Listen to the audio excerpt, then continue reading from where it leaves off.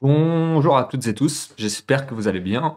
Aujourd'hui, est-ce que c'est un unboxing, une comparaison? Je vais vous expliquer un petit peu. Donc là, je suis en train de filmer avec ma webcam qui est une Razer Kiyo de la première génération. Et je viens de recevoir le livreur, vient de me livrer une nouvelle webcam. Donc je vais la déballer. Je vais voir si j'arrive à brancher les deux en même temps. Si j'arrive à brancher les deux en même temps, je pourrais vous faire une sorte de comparaison en split screen. Donc cette nouvelle webcam, c'est celle-ci, Facecam, c'est la version 2. Je vis pas en France, mais la boîte est en français et anglais, seulement deux langues, donc ça tombe bien. Donc Windows 11 et Mac. Donc ça va être un des avantages parce que la webcam que j'ai actuellement est normalement pas supportée sur les nouveaux Mac, la Razer Kiyo. Donc je suis obligé d'utiliser des softwares tiers et tout pour corriger un tout petit peu. Vous voyez, ma couleur est un peu dégueulasse. Je suis obligé de m'éclairer en bleu. Parce que si je m'éclaire en blanc, je vais vous faire le switch. Là, je suis éclairé en blanc. Et vous voyez, c'est vraiment horrible. Et ça, j'arrive même pas à la retirer, même malgré le fait que j'ai baissé qui est le gain au minimum, etc. À partir du moment où j'ai cette fenêtre ouverte et le ring light, quand je suis en blanc, bah, je suis dégueulasse, donc je me mets en bleu. Donc c'est très sombre, mais c'est un peu moins moche. Et si j'enlève la lumière, je vous montre. Voilà. Donc j'espère que cette nouvelle webcam résoudra ce problème-là, que la qualité d'image sera un peu meilleure. Pourquoi j'ai pris celle-là? Par le fait qu'il y avait une promo dessus, le fait que ce soit Elgato et que j'ai déjà d'autres produits Elgato, donc pour l'intégration c'est le plus simple, le fait qu'elle soit compatible avec Mac, donc je vais avoir un software, et elle filme à 60 fps alors que la Razer Kiyo ne filme qu'à 30 fps. Donc je peux vous lire ce qu'il y a sur la boîte. Qualité HD, HDR 60 images par seconde, latence super faible, capteur Sony CMOS Starvis, un traitement anti-reflet sur l'objectif, un large angle de vision de 84 degrés. Il me semble, alors j'ai vérifié, mais je sais pas si les chiffres sont bons. Enfin, pour celle-ci, en tout cas, sur eux, ils la vendent comme 84 degrés. La Razer Kiyo, je crois que c'est 81, un truc comme ça. Donc celle-là a un angle plus grand. Ce qu'il y a dans la boîte, donc la caméra, un petit socle, un câble USB-C. Je crois que c'est USB-C vers USB. Ça, c'est un peu relou. J'aurais préféré que ce soit USB-C vers USB-C. Vu que c'est un des nouveaux Mac et du coup il n'y a que des ports USB-C. Après j'ai des adaptateurs bien entendu, mais je pense que je vais utiliser un autre câble si ça fonctionne avec un autre câble. Vidéo brute, sans compression. Un des autres points marketing pour eux, c'est le fait qu'il y ait une mémoire flash à l'intérieur. Donc quand vous faites vos réglages sur le software, les réglages se conservent à l'intérieur de la webcam. Donc si vous la rebranchez sur un autre ordinateur, elle aura conservé son réglage sans que vous ayez à installer forcément le software, etc. Et ben donc je vais faire un petit déballage. Donc a priori, l'emballage est en carton donc recyclable. Point positif. Point négatif, c'est qu'une fois que vous l'avez ouvert, ben,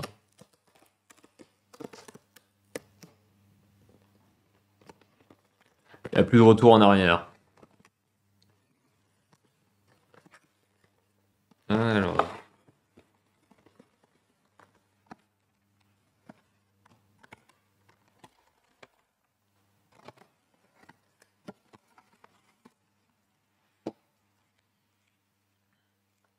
conseil de sécurité dans toutes les langues. Guide de prise en main rapide. Ah oui, un autre point qui m'a fait me décider pour cette webcam là, c'est sorte de obturateur. Je sais pas si obturateur est le bon mot. Et donc ça c'est assez pratique. Hop. Je sais pas si vous voulez.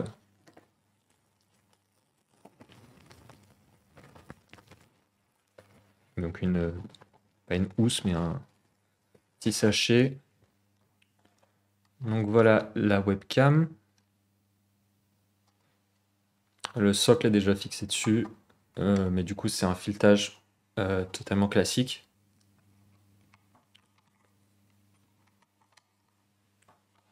Hop.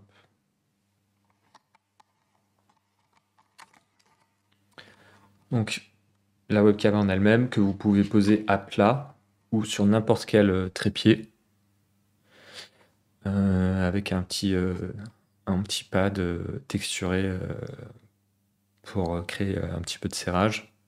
Et donc là, que je trouve pratique, à voir si c'est solide. C'est ça. Alors, est-ce qu'il est un ressort ou est-ce qu'il est totalement mécanique? Est-ce que... Non, je suis obligé de mettre mon doigt devant pour vous le montrer. Voilà. Donc, quand vous ne l'avez pas en utilisation, par contre, du coup, ouais, c'est pas pratique. Je viens de mettre une grosse trace de doigt dessus, j'en suis sûr, parce que j'ai glissé.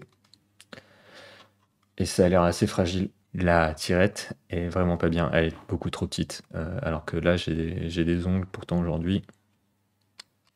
J'arrive à peine à la gripper. Donc vous allez glisser sur l'objectif et mettre des grosses traces de doigts. Donc avant, sur la version précédente, il y avait une sorte de truc qui était clippé. Et les gens se plaignaient de le perdre. Et ben je suis pas sûr que ça soit une meilleure solution. À savoir que donc cette webcam n'a pas d'autofocus et n'a pas de microphone. Donc ils ont réduit au maximum les fonctionnalités, entre guillemets, de cette webcam pour garder le prix relativement bas. C'est leur marketing pour que tout l'argent soit mis dans la qualité de l'image. Ça, c'est le socle, si vous voulez. Alors, il y a ça, c'est pratique par contre. Il y a quand même un tilt. Bon, c'est tout en plastique, mais ça a l'air assez solide. Il y a des petits des pads avec du grip. Donc ça, si vous voulez le positionner au-dessus de votre écran, vous mettez hop l'écran, hop ça tient. Il y a votre webcam qui est au-dessus de l'écran. Je me demande si on peut la mettre, se faire un petit. Même là, si vous voulez le poser sur votre bureau, ça a l'air d'être pas mal. Par contre, cette surface-là, du coup, elle est pas bien. Ah, non, ok. Si vous voulez la mettre à plat, il faut le déplier. Et du coup, ça tient plus du tout. Il n'y a plus du tout d'équilibre. Ah, c'est dommage ça. En fait, il aurait fallu qu'il y ait un grip ici aussi également. Comme ça, vous pouvez le poser à plat pour une prochaine itération, Elgato. Et le câble, c'est celui-ci. Donc l'appareil est en USB-C. Pardon. Comme on n'a pas tous les câbles, etc., souvent, maintenant, on voit des produits avec un USB-C, un chapeau USB-C sur un USB. Et je pensais que c'était le cas. En fait, ce n'est pas le cas. C'est juste le design du câble. On a l'impression qu'il y a une coupure ici. Mais voilà, du coup, USB-C vers USB, ce qui ne m'arrange pas. Donc je vais prendre un câble USB-C vers USB-C. Et en espérant que le câble fonctionne. Donc ça, c'est un point, je dirais, je sais pas si c'est négatif, mais de moins en moins on fournit les câbles, de moins en moins on fournit les alims pour des questions écologiques. Parce qu'on se dit que les gens ils les ont déjà chez eux, pourquoi pas, mais du coup faut baisser les prix de vos produits si vous fournissez pas les câbles. Avant, ce genre de produit, il aurait été livré avec les deux câbles USB-C et USB. Pour que, peu importe votre situation, vous ayez le bon câble. Là, il faut l'acheter à part.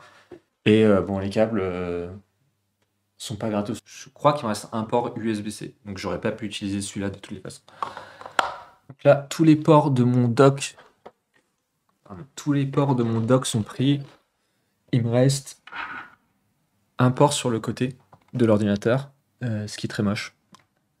Surtout vu que j'essaie de faire un setup qui soit un peu clean. Mais ce qui sera résolu parce qu'au final, je peux y garder qu'une webcam.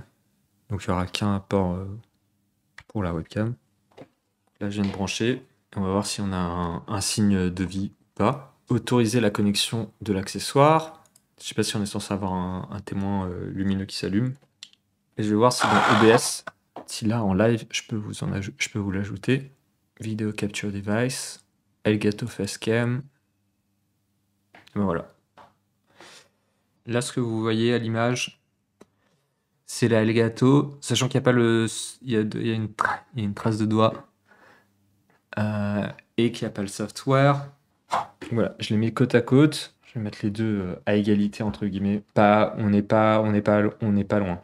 Donc voilà la comparaison. J'essaie de faire le plus proche possible, sachant que bon, elles n'ont pas exactement le même format, donc c'est difficile de les positionner et elles n'ont pas non plus le même angle de vue. Je crois que de toute façon, je suis en enregistrement, je suis à 30 fps. Ben donc la Elgato, elle monte jusqu'à 60 fps. La Kyo jusqu'à 30, il me semble. Et sachant surtout que j'ai le logiciel où je peux contrôler l'Elgato, alors que la Razer de Kyo, vu qu'elle est pas compatible, il n'y a pas de software Mac compatible. Je donne juste comme indication, il y a une Lite à 4000K. Et si je peux la switcher à 7000 en bleu. Et en jaune à 2900.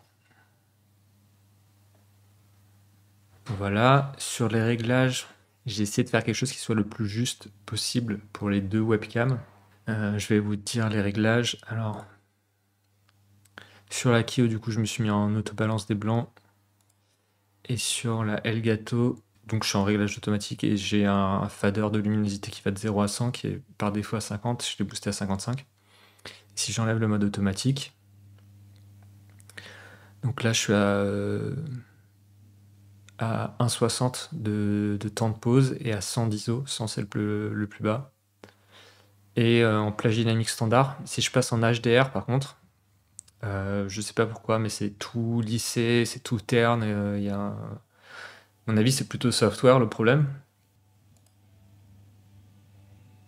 Donc voilà, là c'est en HDR. Après, je peux bien sûr lui rajouter un peu de monter l'ISO. Vous voyez, hop, progressivement.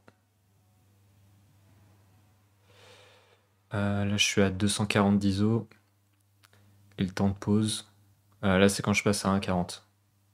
C'était 1,50. 1,60. Vous voyez, sur ma joue, ça fait une forme d'aplat. Puis, c'est en termes de contraste, j'aime pas trop. Peut-être 1,50 et après, vous montez encore l'ISO. Mais vous voyez, hop. Donc, ça, c'est le HDR. Donc, je trouve que le HDR est pas très réussi. Vous voyez, je suis encore plus lisse que sur la Kyo. Bon, la Kyo, elle est cramée.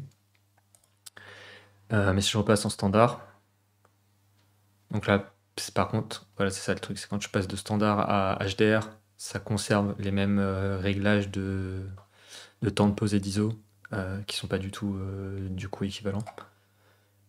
Hop, je remets comme est-ce qu'on était, donc 100 d'ISO et 1,60. Et si je donc là par contre, vous voyez bien que je suis quand même cramé. Et si je repasse en expo automatique, hop. Donc là, c'est ce qui est le plus équivalent. Et après, il y a un algorithme de réduction de bruit. Donc là, il est sur élevé. Donc il me semble que élevé, c'est un mélange des deux modes différents 2D, 3D. Donc il y a ces modes qui s'appellent réduction de bruit légère, réduction de bruit de moyenne, qui sont un en 2D, un en 3D. Après, il y a réduction de bruit élevé, qui a une combinaison des deux. Et on peut le désactiver totalement. Donc là, je suis en élevé, je le désactive totalement. Après, il y a une ring light, etc. Donc il n'y a pas forcément... c'est pas les conditions, il y aura le plus de bruit. Donc là, je l'ai désactivé. Et là, je le remets en élevé. Là, je suis à 57% de netteté. Donc là, je suis redescendu à 0%. Donc ça lisse un petit peu. Et hop, à 100%. Ce que je trouve relativement agréable sur le software de la Elgato, c'est que les plages de réglage sont assez petites. Donc en fait, de 0 à 100, c'est pas extrême non plus. Donc là, je repasse à 50% de netteté. C'est abusé, mais c'est pas totalement abusé comme sur d'autres softwares. Donc là, la saturation, par exemple, je suis à 50%. Bon, là, 0, hop, on est en noir et blanc. Et si je monte à 100%, vous voyez, on est très rouge. Mais j'ai vu pire quoi, quand on était au maximum de la saturation sur d'autres softs. Pareil sur le contraste, là je suis à 60%. Et vous voyez, là je suis à 0. Et si je monte à 100, voilà, donc la plage est réduite, mais ce qui est plutôt agréable parce que du coup on fait pas des dingueries toutes moches. En termes de couleur, c'est mieux. Ça c'est sûr. Parce que mon sweatshirt, il est rouge. Et sur la Razer, il sort, surtout quand on voit la comparaison, il sort totalement orangé, alors qu'il est vraiment rouge. Je vais vous montrer par exemple le bleu de la box. On voit là la différence dans les bleus. C'est la comparaison que j'ai pu faire. avec mon peu de bagage technique dans le domaine visuel, etc. Donc totalement amateur, hein. Moi, je vais m'en servir pour faire mes vidéos YouTube où je donne quelques tutos pour mixer la musique, etc. Pour les calls que je fais avec les artistes avec qui je travaille à distance, pour pouvoir dans OBS avoir un retour visuel sympathique. Il y a aussi un nouveau format que je filme à la webcam de session acoustique. Ça m'apportera un peu cette qualité où les mouvements sont un peu moins flous. Du coup, avec cette ring light, sur les deux, hein, je suis cramé. Si je ferme le volet, ici, on est peut-être mieux. Et du coup, les deux sont peut-être un peu plus proches, comme ça. Bon, les couleurs sont quand même beaucoup mieux sur la Elgato. Pour rappel, encore une fois, la Elgato n'a pas d'autofocus. Elle n'a pas de microphone. Ce que la Kyo a. La plupart du temps, vous allez utiliser un micro externe. Là, il est hors champ, mais du coup, moi, je passe par un microphone et un préampli extérieur, etc. Mais parce que c'est mon métier, que j'ai le matériel à disposition. Et sur l'autofocus, je peux vous montrer celui qu'il y a sur la Kyo, qu'il n'y a pas sur du coup la Elgato. Mais c'est peut-être mieux de ne pas l'avoir parce que, vous voyez, il va faire quand il va rechercher le focus, il va faire ce mouvement-là. Donc on le voit chercher le focus, quoi, et c'est pas forcément évident, alors que avec les choix qu'on fait à Elgato, je suis censé être net tout le temps, même sans focus. L'objectif, c'est un 24 mm. Le sujet est censé être net à une distance comprise entre 1 et 4 pieds. Donc un pied, c'est 30 cm.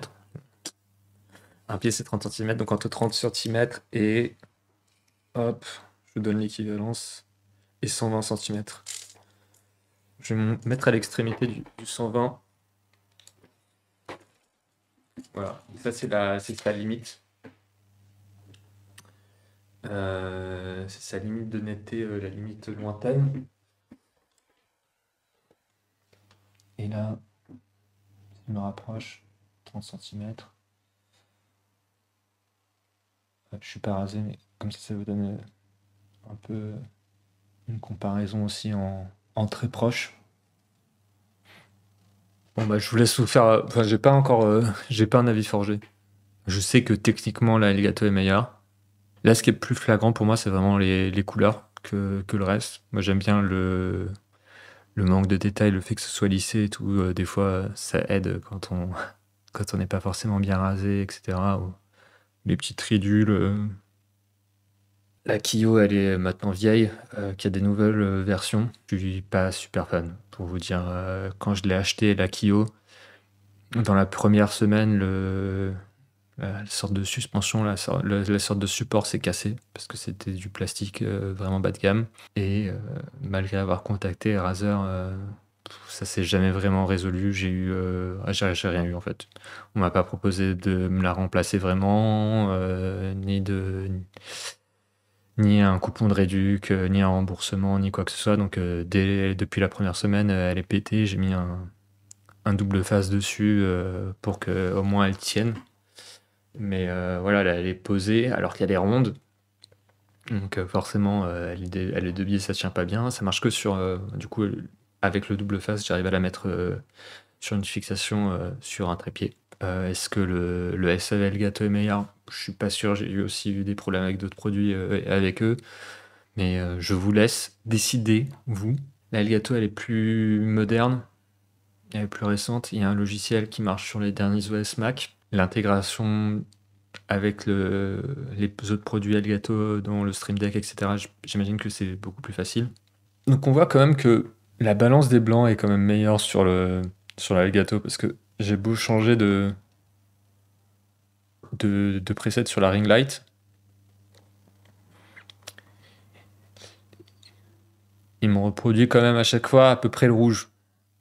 Voilà, c'était du coup ce déballage et cette comparaison de la webcam. En commentaire, dites-moi laquelle vous préférez, si vous en avez testé d'autres, si vous avez trouvé des trucs mieux que la Elgato Facecam version 2. Par contre, le HDR, pour le moment, c'était pas ouf, comme je vous l'ai montré précédemment. J'espère qu'il y aura une mise à jour software qui permettra de mieux l'exploiter. Merci d'avoir regardé cette vidéo. Je sais que cette chaîne, bon, c'est un petit peu improbable parce que c'est pas ma chaîne principale. Je vous déballe des nouveaux produits plus ou moins high-tech de façon très épisodique. C'est juste du matériel que j'achète pour ma chaîne principale où je fais du contenu musique, production musicale, audio, etc. Je pense que sur la chaîne principale, pour la prochaine chose que je vais essayer de faire, c'est de faire juste une vidéo du setup global. Portez-vous bien.